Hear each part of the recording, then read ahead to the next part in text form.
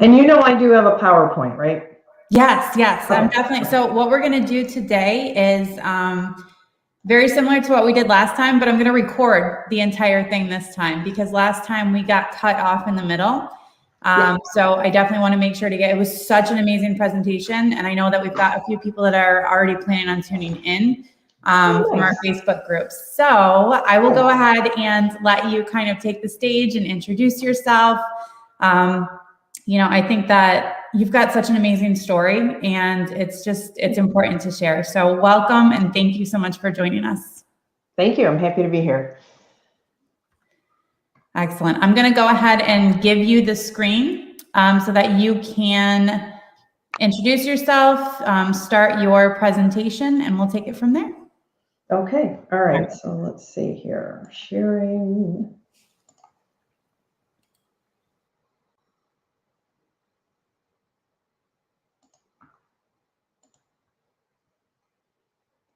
All right. Let's see if this is going to work.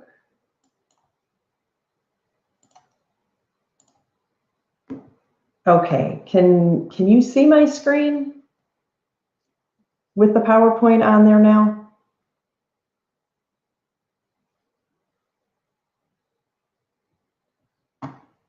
Let's see here, share.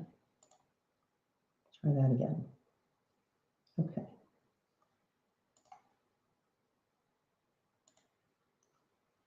All right, can you see my screen now? Hopefully we're good with that. So we're going to go ahead and get going. I'll do an introduction within this presentation, but today we're going to talk about food because that always seems the biggest topic with how do we heal from diabetes, and we absolutely can heal.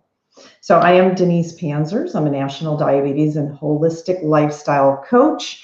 And so I have the privilege of working with folks across the country, Canada, and actually in the UK as well.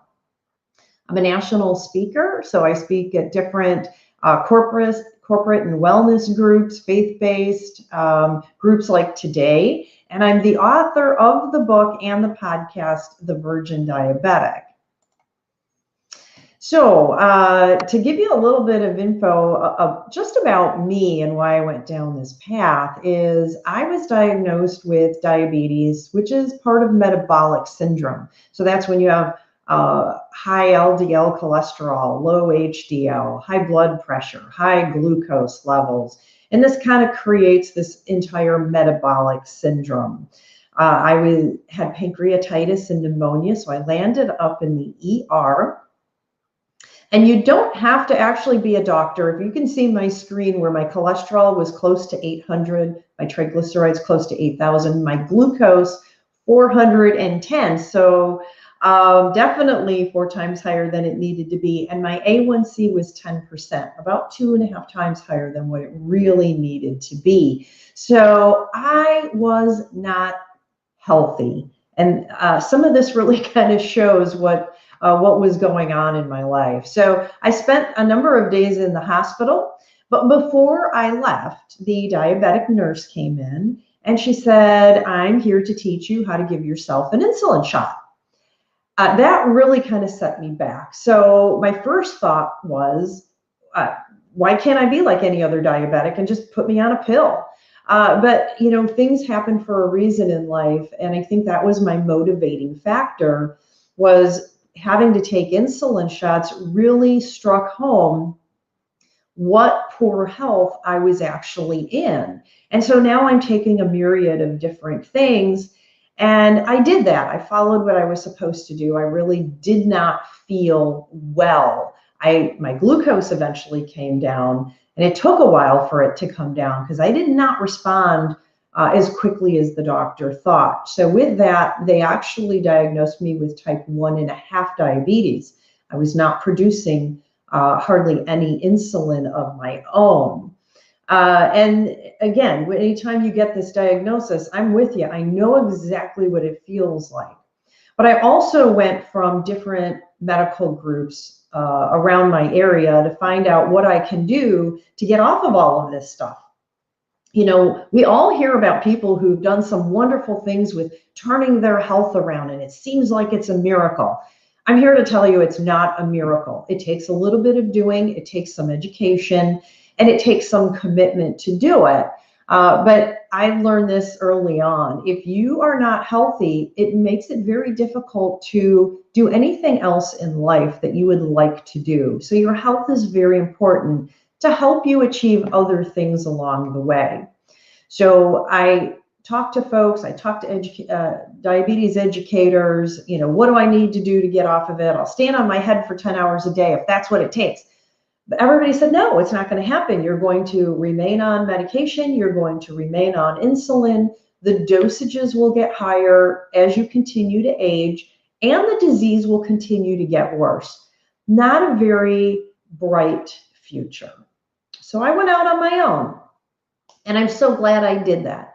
I learned more about holistic nutrition and homeopathy and what are the things that I need to do in life to get myself back and happy again. That was my happy face after I was able to eliminate all the medication, all the statin. I was able to eliminate all insulin shots. When I did that, that is when I finally returned down to a normal A1C level. So yes, it takes a little bit of work to get there. I'm not going to tell you that every day is super easy. It takes a little bit of work. However, our health is very fluid. It changes constantly, and we just need to learn how to keep it in check. So before we go on, I always like kind of throwing a little cartoon up here. What fits your busy schedule better? Exercising an hour a day or being dead 24 hours a day? And it's just kind of literally amidst how we kind of think about things and whether we want to add some good healthy exercise to our day or not. Well, there's a ton of diet plans out there, right? We've heard everything from Nutrisystem is on the commercials. We've seen Whole30. I love their thing. Let us change your life. No one will change your life except for you. So keep that in mind.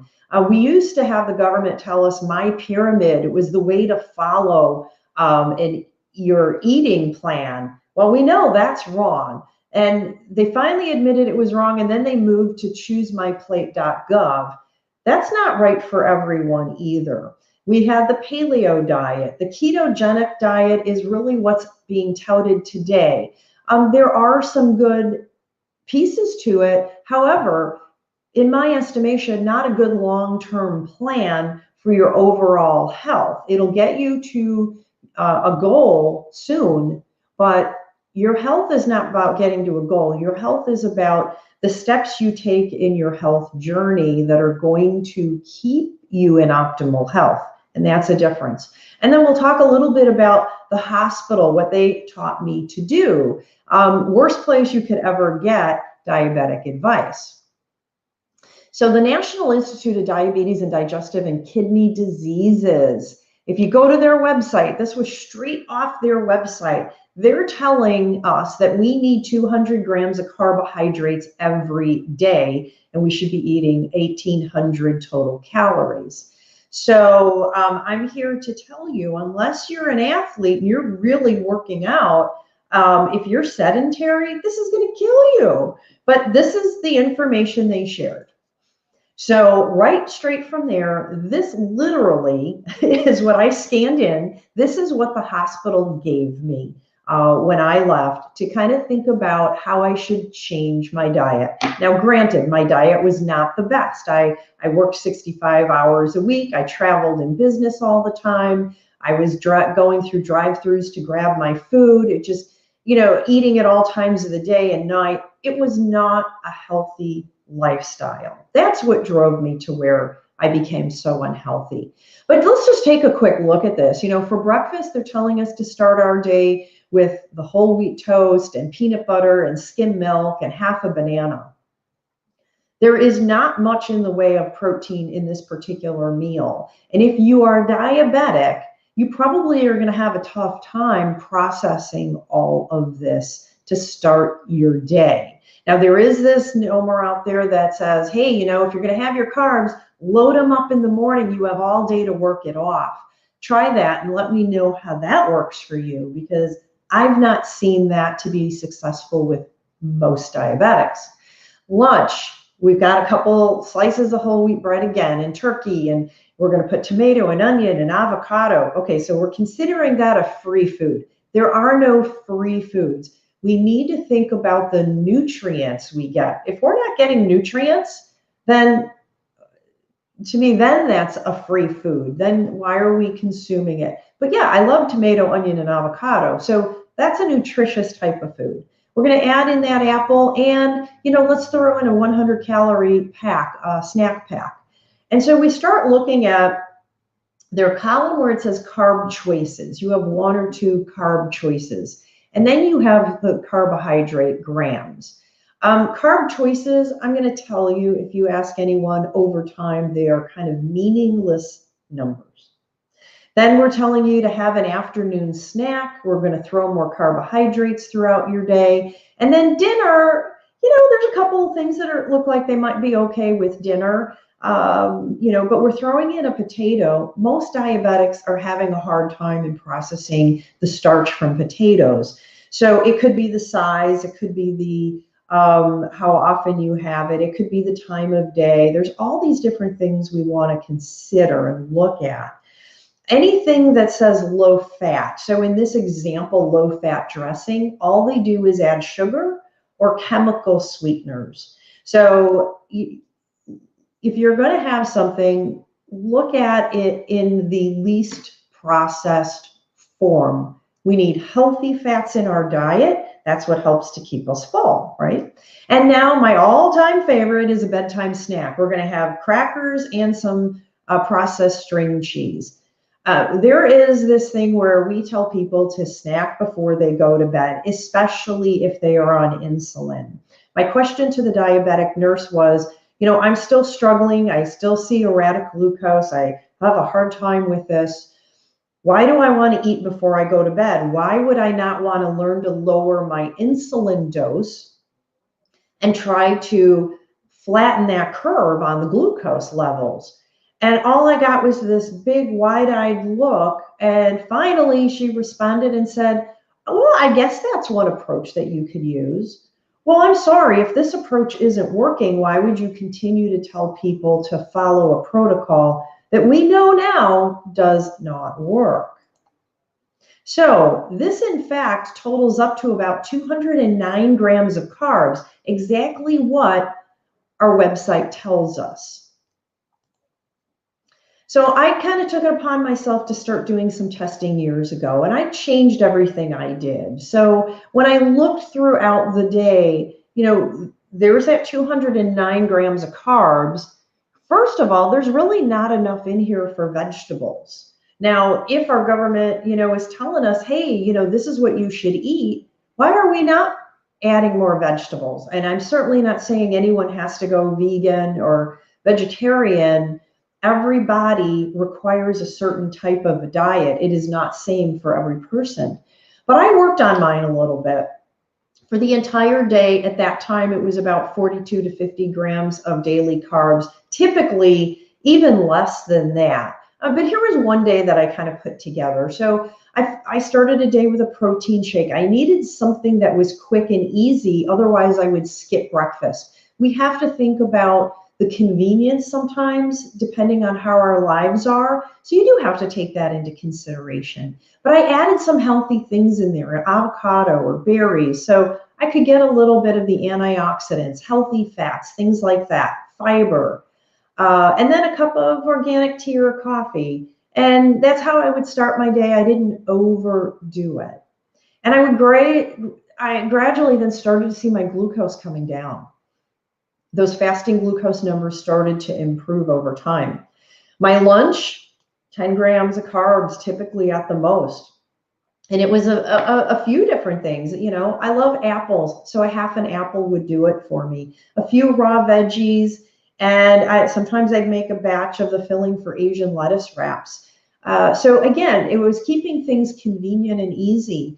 If I needed an afternoon snack, if I was very active that day, then yes, my body required that snack. But if I'm sitting all day at a desk, I didn't necessarily need that snack. And that's where we need to think about monitoring ourselves. And my dinner, because how many hours later will I be going to bed, was very important in how I affected my glucose the next day. Now, I did have to wean myself off of bedtime snacks because I was a nighttime snacker. Ice water with lemon or lime, that bitterness will cut that need if you're having some cravings. Anything bitter, arugula, celery, those are things that can help also break some of those cravings. And this one I couldn't pass up, Nutrisystem. I see their commercial, so I did a little bit of digging. They have a diabetic program on here. This is just, we're covering the surface of what they offer. But they're telling you to start your day with a muffin, a blueberry muffin. Well, what I learned early on was that the more wheat that I would eat, it worsened my glucose, I felt horrible, and it affected my cholesterol levels. So lab testing is important. That's a topic we can actually talk about on another day. And then you didn't have much for breakfast, and 3 hours later, we're already giving you a snack with yogurt and berries, so more of the carbs. Lunch, chicken noodle soup. The base of that might be perfectly fine, but if you're struggling with glucose levels and you want to lower medication or insulin, those noodles might not do it for you, and that would be something you may want to consider taking out. Then a few hours later, we're giving you an orange with almonds, so let's pump you up with more sugar. And another few hours later, we're going to have chili with beans, and that's okay, and a salad, so that might work for folks. And then at 9 p.m., we're giving you that chocolate chip cookie. Really, who comes up with these diets? Because it is not someone who understands how diabetic metabolisms function. And this is what keeps you medicated. So I love this. Let food be thy medicine and medicine be thy food.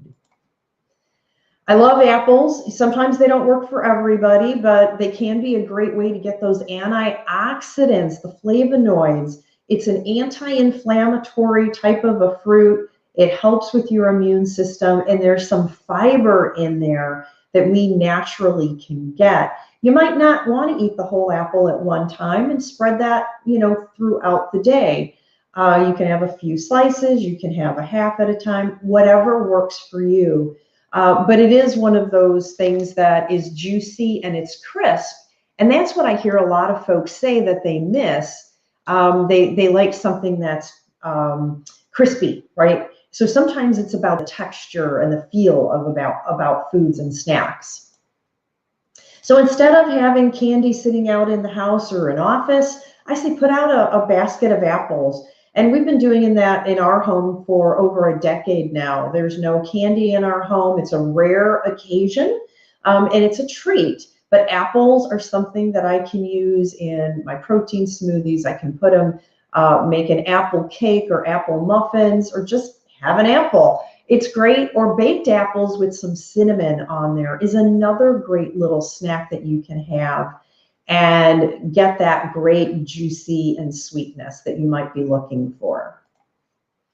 So holistic nutrition, what is it? Well, it is actually one of those things where we look at everything in a whole manner. Your health should not be about one thing. Your body is designed as a system, and we need to think about the foods that are going to help our overall system. Our kidneys, our heart, our pancreas, your liver, how you process sugars, because diabetes is not a sugar disease. It really is an energy and a metabolic disease, and we can't balance things properly, and that's why we're tired as diabetics. So the one place we can look to are the foods that make us feel better, energetic, and help us sleep better. So here's where I want folks to start thinking of. Stop kind of that dieting thing. Think about nutrition, because diets will restrict things. If you count calories, you're restricting calories, but are you looking at the quality of your food? So how are you getting your protein? It doesn't matter, for those of you that want to be leaning more towards vegetarian or vegan and stay away from animal protein, that's fine. There are other people like me, I cannot do that for a long period of time. I have to have small amounts of quality animal protein, beef, chicken, or fish. So again, not everyone is designed for the same diet. We should be thinking about the vitamins and minerals we're getting from our diet, and also ways to get fiber into our diet. It helps our digestive tract and our colon. And we need healthy fats that are going to be great for our cholesterol and to help us feel full. So again, what I'm going to show you here today is not the only foods. It's how I want you to think about foods differently. Protein allows us to balance our blood sugar. It's great for our immune system, and it helps our body composition. So what tends to happen, I get from a lot of my clients that need to lose a little bit of weight, or some more than others, is in the beginning, they might not lose the weight, but the first thing I hear is like, oh, it's kind of moved around a little bit. And that tells us the body's starting to work appropriately. We don't want to lose weight too quickly because we can lose muscle mass. And as we age, we truly do not want to do that. So if you think you're going to go on this fast weight loss process, I really urge you to think again. It's the journey on how you get there. You didn't get there overnight. Let's follow the healthiest protocol to get you to your goal, because that's what's going to help you remain and maintain. So you could get it from shrimp or spinach and beans, and you can get it from other greens like kale or beef and salmon, things like that, turkey. So what I say is don't stick to one thing all the time. I think it's healthy to rotate things. So I don't eat meat every day. I don't have fish every day. Some days my protein might just come from the greens with some beans in there, and other things like onions and cucumbers. So we think about how we rotate foods through, that we don't slam our body with the same thing over and over and over again. Vitamin A, this is great for our vision. It is also good for our immune system and our skin. A lot of diabetics have skin issues. We tend to go to the dermatologist for skin issues. Let me tell you one thing. You heal from the inside out, not because of taking medication or topical creams or salves. Heal from the inside out, and I can personally attest to this. So we want to make sure that we are absolutely thinking, again, nutrition. Now, foods like butternut squash, sweet potatoes, carrots may carry a little bit more of those starches. That all of those foods may or may not work for you. But here's a little idea.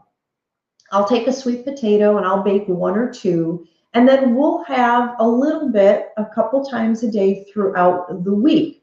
I'm not taking a full load from the sweet potato in one meal, but I'm getting those nutrients over several days. And that's okay, because we can then, our body can metabolize that starch or those sugars that are in there.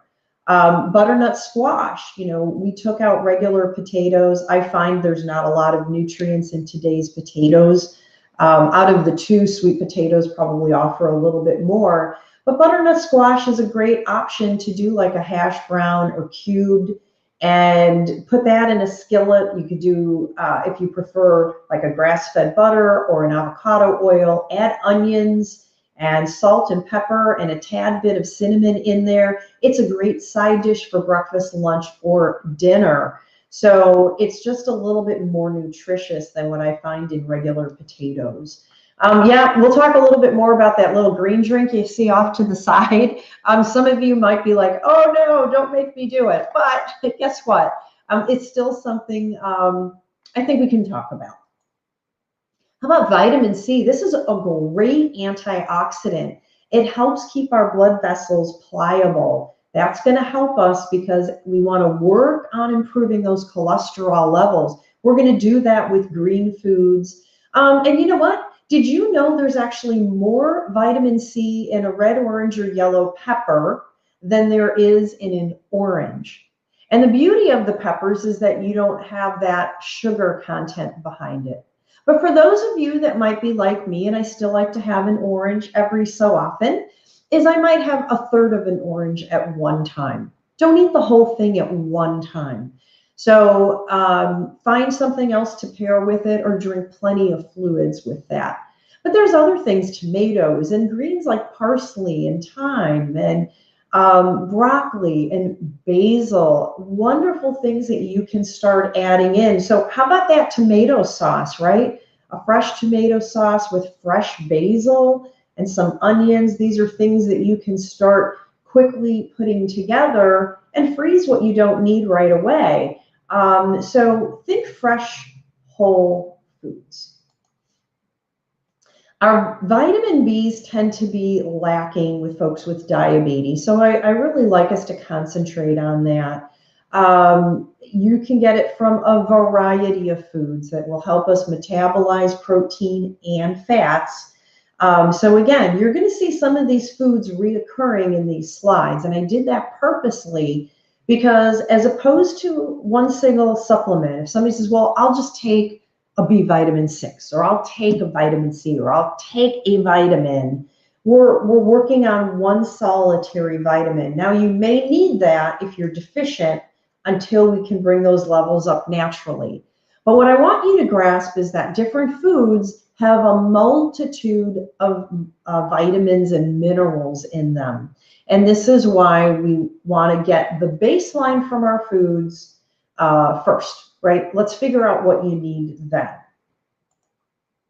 Vitamin B12 helps with our cardiovascular health. For babies as they're growing, it's for brain health. It sets up our nervous system. This is something needed for that DNA as we're having children, right? These babies need to be able to have all the vitamin B12 they should have. How are we going to get it? Well, you're going to get it from a variety of different types of foods, right? It doesn't mean you go overboard on any one of these, but a variety is what we want to think about. Vitamin D, actually this is a hormone, but it is for our bone health. It helps us maintain good blood sugar control and levels. You know, I find that most of the people that have diabetes have a very low vitamin D level. And they've been tracking this for years. So, you know, get out if you can, get some sun, 20 minutes a day is healthy, incorporating certain foods. And quite frankly, for most of us, getting additional vitamin D through a supplement may be actually very prudent to do. Vitamin K, though, goes along insulin resistance, right? So most diabetics, you're going through insulin resistance before you're ever diagnosed with type 2 diabetes. It's also going to help with your good, healthy bones, and it's needed for heart health.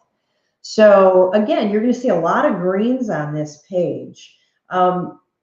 Greens, I like to rotate them. Sometimes I'm going to get some things that are going to be raw, like shaved Brussels sprouts and broccoli within a green salad, right? Other times it might be sauteed spinach because it's going to bring out other vitamins and minerals that you get with a light saute. Same thing with cabbage. A little bit of raw is good. Fermented is wonderful for the digestive tract. So you want to rotate different things. In fact, romaine lettuce, I found out this several years ago, you can actually grill it like whole, the way you see it in the picture, grill it, drizzle a little bit of olive oil on there, a little either salt and pepper. Some people put a little bit of Parmesan cheese on there, and grilled kind of gives it this whole other vibe, and you can pull the leaves off and have that. So it's just kind of a fun way to think about romaine lettuce. I also use romaine lettuce as a replacement for taco shells.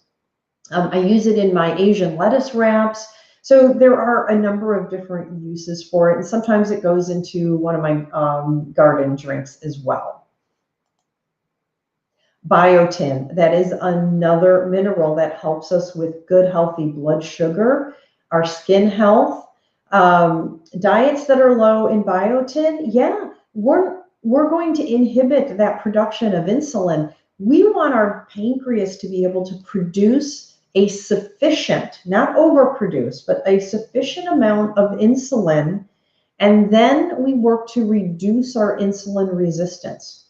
So foods like your cucumbers, romaine, your tomatoes, your cauliflower, things like these are absolutely helpful in keeping the glucose low and giving our body what it needs.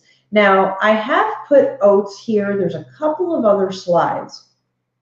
I put it on here specifically because I want people to think about oatmeal. I talk to so many people like, I eat oatmeal every day. They have no idea what it does to their glucose levels. Most diabetics cannot metabolize oatmeal. So could it be you're eating too much at one time? Very possible. So it would be something I would suggest you play with. But just because oatmeal is heart healthy doesn't mean it belongs in your diet. There are so many other foods that are heart healthy that we can bring in the proper nutrients. So I put it there as a talking point. I want you to think about it. I love oatmeal, does not work for me.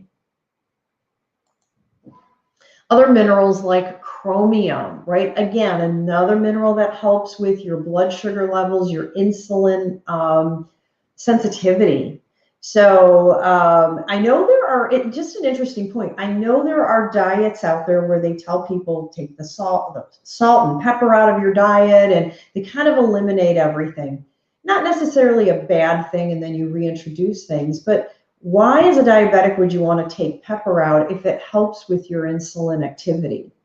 And these are things you have to be very careful, even with medical diets, on how they look at diabetes. It works in the beginning, but I talk to so many people that over time end up gaining their weight back, their glucose goes erratic again, and then they go back to restart the same diet. If that diet did not work for you for the rest of your life, why would you go back to it? It's like getting bad advice. If you got bad advice from someone, why would you keep going back to get the same advice over and over again? So just kind of think about that. You need to start thinking about your personalized health. Magnesium, it's another issue where a lot of diabetics have, that they tend to have low levels. It helps us with energy, our bone health, our nervous system, and yes, our blood sugar. Now I highlighted to the right in blue beans, examples, kidney, black beans, any other beans, oats, and brown rice. Do you limit it? Do you completely avoid it? Do you limit it or eliminate it in the beginning when we try to get your glucose levels stable and then find what we can bring back into your diet? That answer is not the same for everyone. It is going to be different for everyone. So just because people tell you on the internet, oats are good for you, brown rice is good for you, you have to, as they say, do you, right? You have to do you. You have to pay attention to your own body. So for example, when I'm working with folks to help with their diabetes and wanting to eliminate medications, we customize, we look at the foods that are working for you. This is not a diet plan that is supposed to work for every diabetic. We work on the foods that work for you. Fat. I think most of us don't get enough good fat in our diets. So it could be the salmon, tunas. There's some other fish in there, obviously, as well, avocados and avocado oil. So I tend to, if I'm going to cook in an oil, I tend to cook in an avocado or a coconut oil. That coconut's not on this slide, but yes, that's also another good, healthy fat. Extra virgin olive oil or even olives themselves are going to be good, healthy things to do. I would not fry anything in virgin olive oil or any olive oil. That might be a very light saute for just a minute or two, or adding it towards the end of cooking soup, or putting it on salads or other vegetables. But I would not cook in it. I would move to avocado or coconut oil to do that. What it does, it breaks down all of the good things that you're going to get from that oil and now creates an issue with your lipids. So your body can't process that. So again, you've probably seen some Greek yogurt on here on many different slides. It's one that I don't have every day. It's something I have intermittently. I rotate things going along. Then you get all the different nutrients day after day. So you might do things, 3 days in a row or 4 days in a row, and then we rotate into something else. Fiber. I can't tell you enough. Get fiber throughout your day. And you can get it in a variety of ways. And as you pair things up, right, this is going to be something that you'll be able to build in getting your fiber. Flax seeds, chia seeds. There's another one I don't have on here is hemp hearts or hemp seeds. That's another thing. So these are things that we're getting so we look at it, we're getting protein, we're getting antioxidants, we're getting vitamin C, we're getting all of these wonderful things and building fiber into our day. So if you want to take a picture of this, or you can email me at denise@reversemydiabetes.net, and I'm happy to email this to you. I actually changed the name. I should change it on the slide to my garden drink. I think it sounds a little bit better. But, and so we look at things, right? Spinach, kale, collard greens, dandelion greens, parsley. Sometimes I can't find dandelion greens, so I don't put it in. The idea is to build a drink that's going to help flush your system. It's great if you do want to lose some weight and you want to clear your digestive tract and your system and get nutrients at the same time. Now, I'm not a fan for like Metamucil and things like that. A lot of these fiber products out on the shelf have chemicals in them. Why not get what you need, the fiber and the nutrients, out of different foods? And it can work very, very well. If you're a person that's like, yeah, I kind of don't like green things, in the part on the right side of this recipe, we've got berries and Granny Smith apple. Kick it up to a whole apple if you need to kick up that taste a little bit. So the idea with a drink like this is it shouldn't taste really green to you. It should have a very clean, fresh taste. So you can add a little bit more water. You can add an extra strawberry. Throw in the whole Granny Smith apple. Maybe you just need more lemon and lime in there to help get that clean, fresh taste. So sometimes I kind of throw a few extra things in there, maybe a little extra lime or lemon. And it could be because, right, our greens are different all the time. We don't always get those exact same flavors. So we do have to learn to balance that up a little bit. But I guarantee you, if you want to start a healthy weight loss journey, that's something you can, do that. You don't have to do it every single day. I make one big batch in a blender. This is not juicing, because juicing, you do not retain the fiber. I just do this in the blender, make a big pitcher, and it lasts 2.5 days, for my husband and I. We drink it throughout the day, along with some other light meals. So it's not like we eliminate everything else. You could if you wanted to do that, but you're going to get a lot of nutrients. And because of that, I really do suggest doing these type of things with organic greens, organic apples and strawberries especially. They do put a lot of chemicals in there. So if you're going to get this infusion of wonderful nutrients, do what you can on organic. So here's a little food tip. So not everybody has a big family, or if you make a big pitcher, that this is going to last. So make a smaller pitcher. What I do, the greens that I use for this particular garden drink, I actually put them in a plastic baggie and freeze them. So what else am I going to do with dandelion greens? I can put them in a salad, but I kind of like to keep it for the drink.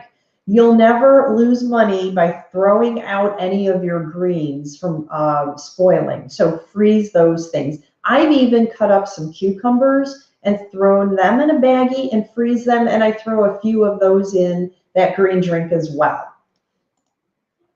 So I want to do a quick little exercise just to kind of make you think a little bit about nutrition labels and what do these labels tell us, especially for those of you who love to think you have to count calories and carbohydrates and, you know, take away the amount of fiber from the total carbs, all of that math, right? Because you're doing a lot of math. So first, I'm going to ask you, how's that working for you? And if you're not sure, in the beginning, it might work, but long-term, it typically does not. So we have two different food labels here. On the left, we have something with 95 calories, 25 grams of carbs, 4 grams of fiber, and no protein. On the right, we have literally very close to the same amount of calories, 90. We only have 11 grams of carbohydrates, no fiber, and we get a gram of protein. So think about it. Would you choose the food on the left, or would you choose the food that's on the label for the right side? Anybody think this is a trick question? If you know me, you know it is. So, all right, on the left, we have an apple, and on the right, we have a chocolate chip cookie. So I know there's a few of you out there that are going, hallelujah, it's a lot less carbs. I can have a chocolate chip cookie. This is awesome, right? Now, could you make that decision? Sure. Not a lot of good, healthy ingredients in there. But if we look to the apple, we're actually getting some vitamin C, a tiny bit of, you know, vitamin A, calcium, and iron, you know, not much. But we're getting a ton of antioxidants, and we're getting that fiber. So usually what I would tell folks, if that's too much sugar in that apple for you, you can have half an apple. But I'll tell you, I never see anybody just eat half a cookie. So the food label in this instance, what did it really do for us? Did it push us to the wrong choice? Second one, last exercise for you. Again, two labels. Your calories are roughly the same, 160 and 170. On the left side, we have 34 grams of carbs, 10 grams of fiber, 7 grams of sugar, and 4 grams of protein. So, okay, tons of fiber in there. Love it, right? On the right side, we have 31 grams of carbs, so very, very close. Not as much fiber though, right? So 5 grams, a gram of sugar, and 5 grams of protein. So this one, people are kind of like, I don't know. Everybody tells you you should have more fiber, so let's go to the one on the left. Is that what you're thinking? Well, let's look at it. Wow, they're both oatmeal. The difference is the one on the right is steel cut oats. The one on the left is an instant oatmeal, maple and brown sugar, my personal favorite. But what happens? Start looking at your ingredients in those labels, right? On the right, it's whole grain oats. Boom, done, nothing else. On the left, we've added in a whole bunch of things that tell us this is a processed food, right? Whole grain oats, maltodextrin, sugar. And I'm not saying you can't have anything with a little bit of sugar in it, but artificial flavors, that tells us that those are chemicals, sucralose chemicals. And then, you know, so on, we're going down. So it says, oh, we're even getting a B vitamin in there. We talked earlier, we need B vitamins. But is that how you want to get it, where they're artificially added into a particular meal? So I ask you, this is maple and brown sugar. Where is the maple? Where is the maple and the brown sugar in here? I don't see it. Well, guess what? That is coming from your artificial flavoring. So now if you were going to have a maple syrup, that's chock full of sugar, right? Are you thinking, well, this doesn't have as many sugars? No, because we are using chemicals to sweeten it. I think there are other things we can do. If you are somebody who can handle and process oatmeal okay, then I would look more to throw a couple berries in there. You know, we can add some other things to give you a little bit more fiber if you needed to add a little more fiber. So those other things that we can look at in doing so, and staying away from those instant type of foods. So I know sometimes this gets to be a little crazy. Is this getting to be a little too much? So quick little things you may already kind of know, have thought about, not sure it made a whole big difference. But, I was a girl. I grew up in the Midwest. I was kind of a meat and potato girl. Still like to have a burger now and then. So what I do is I order it with no bun. Give me a side salad. Give me a vegetable. It's something I can still have on occasion, right? And not get all of the erratic glucose levels that come with a burger and fries. Taco salad, or use romaine lettuce as your taco shells versus those tacos. Now, there's a lot of tortillas out there that talk about being high in fiber and all of that. How's it working for you? That's my first question. How well is it working for you? Combining your nutrients. We talked a little bit about this earlier, and I'd like to be able to kind of drive this home a little more. For a snack, sometimes this might be my lunch. A little bit of hummus and some different veggies that can go with that. Cauliflower, carrots, mushrooms. We know mushrooms, those are going to be good for insulin, right? It's good for our blood sugar. Cucumbers, great for the blood sugar. Celery. But look at all the things you're getting. You're getting antioxidants, things that are good for blood vessels, blood sugar, your skin. And very importantly, we need foods that are good for our digestive tract. Most diabetics have a trashed digestive tract. If we don't over time heal that, then in the future, you will continue to have blood glucose issues. You might have fixed them for a short period of time, but as you age, if you don't fix that digestive tract, then you will have issues again. And then here comes the medication again. Things if you want to do like a vegetarian day. This is my eggplant with cauliflower steaks. It has chickpeas in it, so I'm getting my protein from there with a great hearty salad. And look at all the wonderful things that you can get out of those two dishes combined. More antioxidants, stuff that's good for the blood sugar, blood vessel, skin, digestion, your bone, your heart, insulin for insulin resistance, things that are going to work on our respiratory health. Well, today with COVID around, we want to make sure we have a healthy upper respiratory tract. And then it's also good for our oral health as well. Starting your day. I know everybody's struggling with, I shouldn't eat eggs every day. My doctor says it's bad for me. I'll tell you, between coffee and eggs, that has been the most controversial two foods for 30 years. Eggs, I don't know, can you eat them? Do you have a problem in eating eggs? Do you have any delayed food sensitivities or allergies? That's going to dictate whether you can have an egg or not. So is it a 1-egg omelet? Is it a 2-egg omelet? I go to a restaurant, many of them are 3-egg omelets. That's too much for me. I just change it. Give me a 1-egg or a 2-egg omelet that day. I swapped out, this was at a hotel restaurant that I was at. Typically it comes with a side of potatoes and toast. And I'm like, nope, I would like to throw some extra veggies in there. They did a wonderful spinach, tomato, goat cheese omelet for me and a side of greens with a very, very light oil on top of that. That fueled me for the next 6 hours. It had enough protein. It had some greens and veggies in there that needed to keep me going and keep me satiated. It was healthy. It's exactly what I needed. Then I knew that was the proper breakfast for me.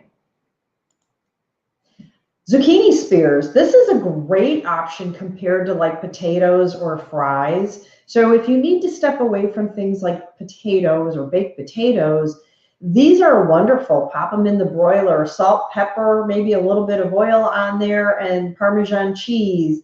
You can put some parsley on there. You can put oregano or thyme. These are things you can add flavor to them as you want. Zucchini is a great anti-inflammatory. A lot of folks with poor diets have issues with constipation and diarrhea. Zucchini can be one of those things that can help with some constipation. So low glycemic, fiber, all the things that we're looking for. And then cauliflower. How many ways can you have cauliflower? Be careful with these cauliflower pizza crusts, because when things are going to be labeled gluten-free, I want you to just think about it. They add in a lot of rice flours, which are not good for your glucose levels. So be very careful. But, here's 4 different examples. Again, my cauliflower steaks with the chickpea and eggplant, roasted curried cauliflower, if you like curry, deviled egg cauliflower salad, and my cauliflowered rice, which I will also add a ginger chicken to and make that into a bowl. To kind of give you a quick idea of how to think about things is I missed my mom's potato salad from when we were kids. It doesn't do well on my glucose levels. And one day I thought, well, I know how to fix that. So I will actually steam up some cauliflower, and everything else was virtually the same. And all I did is swap out that potato and use cauliflower. It was wonderful. It was that same basic flavor I remembered as a kid. And it allowed me to enjoy that dish. So this is how I want you to start thinking about your foods and making your food swaps if you're having a hard time giving some things up. It's about the flavor. And if that's what we can recreate, it's a wonderful thing. Other things, if you're busy, right? You don't have time to cook a whole bunch of things. I will make a whole chicken, and that'll be part of a meal. And then the next day, there's a company called Outer Isle. Their cauliflower crusts are literally low glycemic. They don't pack them with rice flours. Now, I will tell you, you do kind of have to bake them up a little bit or cook them in a skillet so they get a little bit hardened. Otherwise, they do fall apart a little bit. But I'll take and make like a chicken taco out of it the next day. I'll convert the rest of the chicken into a wonderful chicken soup. Now, if you like noodles or rice in your soup, Banza and other companies do actually offer up rice and noodles from garbanzo beans. You can find it through other companies that do lentils. And those are things you might find work better for your glucose level. You can put a little bit in soups and stews. So that one chicken, I get a multitude of different meals. So what do I want you to think about is, when I have my meal, does it bring me closer to or further away to heal from diabetes? Just take that moment before you order from a restaurant, before you decide what you're going to grocery shop for. Does it bring you closer to healthier glucose levels or not? And there are many food choices you can make, so you don't have to really be angry or disappointed. It's all about the choices we make. The right choice for our body will bring us closer to optimal health. If we don't make the right choice over time, it pushes us to more drugs. And I don't believe that's always the answer for everyone. So one of the things I like to share, and I do want to thank you for listening today, is I have been able to take what I do in my private coaching sessions and bring them to you in an online format. It's a 1-year program where you get weekly lessons, and it takes you through the different aspects of how to incorporate changes, holistic lifestyle changes that you can keep for life. It's not a diet program. It is a holistic lifestyle program where we learn more about diabetes, how you can work around it, how you can actually work with your doctor and improve that relationship, and how you can get more information from your physician than you may actually be getting today. You're going to have lessons in the lab testing, so you know what to ask your doctor, or I can order lab testing for you, whichever you prefer. But you're going to learn about diabetes lab tests that are never ordered that really could or should be to help you along year after year. You're going to learn about the food that works for you, and that's where that piece gets customized. You're going to learn how to lower those erratic glucose levels, and over time, lower your fasting glucose. All of this put together helps you to lose weight. It is not what we focus on, your weight loss becomes a byproduct of what you can, or what you've been doing and learning to do in making lifestyle changes. So it's not a race, and that's why it's designed for a 1-year program. And then depending on the level of program you choose, you can always book one-on-one private sessions with me. So there's 3 different great opportunities to do it. They start as low as $69 a month. So if you wanted to book a free consultation, please feel free to. Just go to reversemydiabetes.net. You can book that free consultation. There is no obligation for doing so. And maybe we can get a couple of your questions answered in that private session. So reversemydiabetes.net.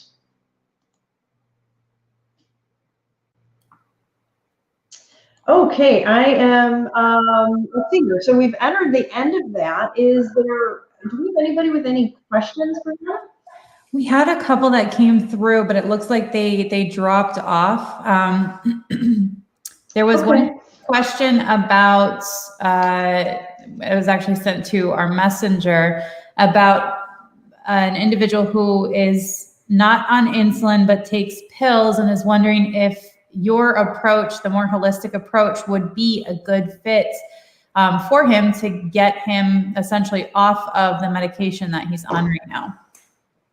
Okay, yeah, absolutely. The way I look at this, I am proof positive, as well as many of my clients, that when we kind of take that different approach, take it slow, take it steady, it's like peeling back the layers of an onion, because there are different health issues that people have, and different health issues can affect your glucose differently.